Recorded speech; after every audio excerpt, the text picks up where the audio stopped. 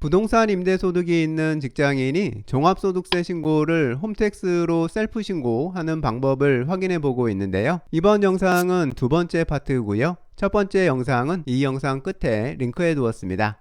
이 영상에서 보실 홈택스 신고화면은 2025년 5월 신고화면이고요. 그럼 두 번째 영상 이어가도록 하겠습니다. 이제 두 번째 상가에서 발생한 임대소득 금액을 입력할 차례인데요. 임대 B 상가는 간편장부로 신고하겠다고 앞에서 선택했었기 때문에 임대소득 입력도 간편장부 신고용 화면으로 나왔습니다. 이제 입력을 진행하기 위해서 먼저 입력 수정 버튼을 한번 클릭해 주고요. 화면에 보이는 입력창에 해당하는 금액들을 입력해 주면 됩니다.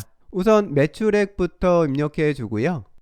화면을 내려서 일반관리비 부분을 입력해 줍니다. 여기서는 필요경비 부분을 입력하기 전에 한 가지 준비된 것이 있어야 하는데요. 부동산 임대소득에 대한 필요경비를 간편장부 방식으로 신고하기 위해서는 신고서를 작성하기 전에 해당 임대사업장의 간편장부가 작성돼서 준비되어 있어야 합니다. 그리고 이 간편장부에 기재된 비용들에 대한 증빙자료들도 확보되어 있어야 합니다. 간편장부는 실제 수입이나 지출이 발생했을 때 그때 작성해 두는 게 좋습니다. 이렇게 간편장부가 작성되어 있으면 종합소득세 신고 때는 홈택스 신고 화면에서 간편장부에 작성되어 있는 각 계정 과목별 합계 금액을 해당하는 항목에 바로 입력해 주기만 하면 됩니다.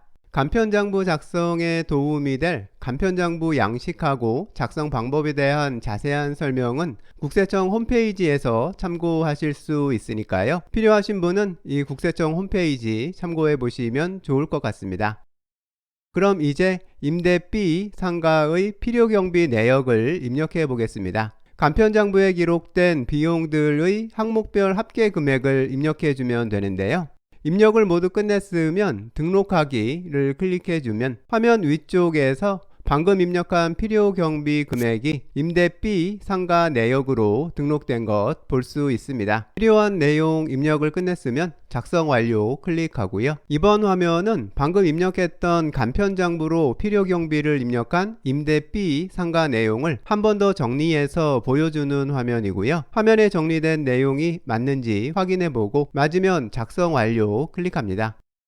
이제 지금까지 작성했던 임대 A, 임대 B 상가의 소득 금액을 합산해서 정리한 화면이 나왔는데요. 상가 두 곳에서 수입 금액은 각각 1000만원이었고 필요경비는 단순경비를 이용했던 임대 A는 415만원, 간편장부를 이용했던 임대 B는 800만원 입력했었기 때문에 최종 임대소득 금액은 임대 A는 585만원, 임대 B는 200만원이 잡히게 된 내용이 정리돼서 보여지고 있습니다. 여기까지 하면 사업장별 임대소득 입력은 끝난 건데요. 작성 과정에서 보셨듯이 단순경비율로 신고하는 경우하고 간편장부로 신고하는 경우는 각각의 장단점이 있어서 임대소득을 어떤 방식으로 신고할지는 신고인이 직접 선택해야 합니다. 어떤 방식으로 신고하는 게 신고인에게 더 유리하냐를 기준으로 선택하면 되는데요. 한 가지 기억할 점은 간편장부로 신고하는 경우에는 장부가 작성되어 있어야 하고요. 관련 증빙도 보관되어 있어야 한다는 점은 꼭 기억하시면 좋을 것 같습니다. 이번 화면은 임대사업소득에 대해서 원천징수됐던 세금이 있는 경우 확인하는 화면인데요. 없으면 그냥 넘어가고요. 여기까지 임대소득에 대한 소득금액 입력은 모두 끝났습니다. 화면에 보시면 이번 신고서에서 임대사업 소득금액으로 계산된 금액 확인할 수 있는데요. 이 금액이 근로소득금액하고 합쳐져서 신고인 본인의 종합소득금액이 될 임대소득금액입니다. 이제 다음으로 근로소득금액을 입력해 보겠습니다. 화면이 넘어가면서 팝업창이 하나 뜨고요. 신고인의 근로소득 자료가 불려오게 되는데요. 해당하는 근로소득을 선택해 줍니다. 방금 선택한 회사의 근로소득 내역이 화면에 등록됐는데요. 불려온 내용이 본인이 신고하려는 금액이 맞으면 근로소득 금액에 대한 입력은 이걸로 끝난 겁니다. 작성 완료 클릭하면요. 이제 신고인이 이번 신고에서 신고하게 될 종합소득금액을 확인할 수 있는데요. 화면 사례의 경우에는 임대소득금액하고 근로소득금액을 합쳐서 총 3,600만원 정도가 소득금액으로 신고되는 상황입니다. 이번 화면에서는 소득 종류별 소득금액 상세 내역을 다시 한번 확인해 보고요. 화면을 내려보면 기존의 손실난 금액을 이번 신고 소득에서 차감할 수 있는 2월 결손을 입력하는 부분이 있는데요. 이번 영상에서는 이 부분은 해당이 없는 것으로 하고 넘어가도록 하겠습니다.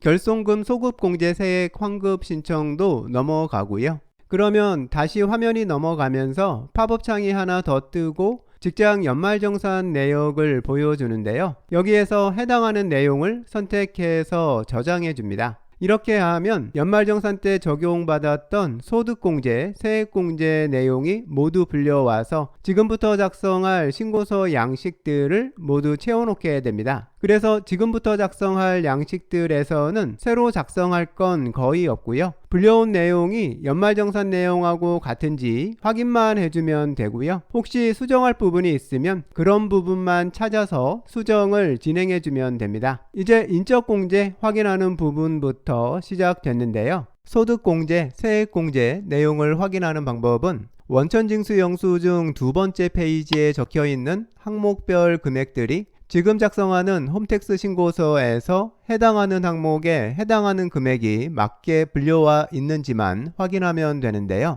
첫 번째로 확인하게 되는 건 원천징수 영수증에 기입된 순서대로 해서 인적공제부터 확인해 보면 됩니다. 그 다음은 국민연금 금액을 확인하는 순서로 해서 원천징수 영수증에 적힌 금액을 홈택스 화면에서 순서대로 확인해 나가면 됩니다. 화면에서 확인이 끝나면 작성 완료 버튼을 클릭해서 계속 다음 화면으로 진행하면 되고요. 지금 화면 사례에서 보면 국민연금은 250만원, 건강보험료 170만원 확인하면 되고요.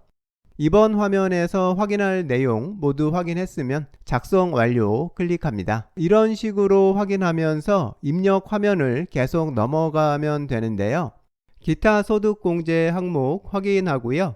신용카드 사용액 신청된 것 등등 본인 연말정산 공제신청 내역이 모두 맞게 등록됐는지 확인해주면 됩니다. 세액공제 신청하는 부분도 앞에서 했던 소득공제 확인했던 방법하고 동일하게 진행하면 되는데요. 화면을 넘기면서 본인이 신청할 내용이 맞게 신청됐는지 금액까지 모두 확인해주면 됩니다. 기부금 내역이 있는 경우에는 화면이 넘어가면서 자동으로 뜨는 팝업 창에서 불려온 내역들에서 해당하는 내용 선택해서 저장하기 클릭해 주면 됩니다. 보험료, 의료비, 교육비 같은 것 해당 사항 있으면 모두 확인하고요. 본인하고 관련 없는 화면은 바로 넘어가면 됩니다. 그리고 기타 세액공제 내역도 확인해 보고요. 본인 신고하고 관련 없는 부분은 그냥 넘어가면 됩니다. 가산세 작성할 필요 없으면 바로 다음으로 넘어가고요. 이제 기납부세액 내역을 확인하는 화면이 나왔는데요. 화면에 보이는 금액은 근로소득에 대해서 원천징수 됐던 것 100만원 보이는 거고요. 다음 화면에서는 신고서 제출 후에 납부할 세금 금액을 확인할 수 있습니다. 화면 사례의 경우에는 160만원 정도를 납부해야 하는 상황인데요. 이 세금에 대해서 계산된 상세 내역을 확인해 보고 싶으면 화면 아래쪽 세액 계산에서 펼치기 버튼 클릭하면 세금이 계산된 상세 내역을 볼 수 있으니까요. 신고서를 제출하기 전에 꼼꼼히 한번 확인해 보시는 것도 좋을 것 같습니다. 여기까지 작성하고 확인된 내용이 본인이 신고하려는 내용이 맞으면 다음 화면으로 넘어가서요. 마지막으로 신고서를 제출하면 종합소득세 신고가 완료됩니다.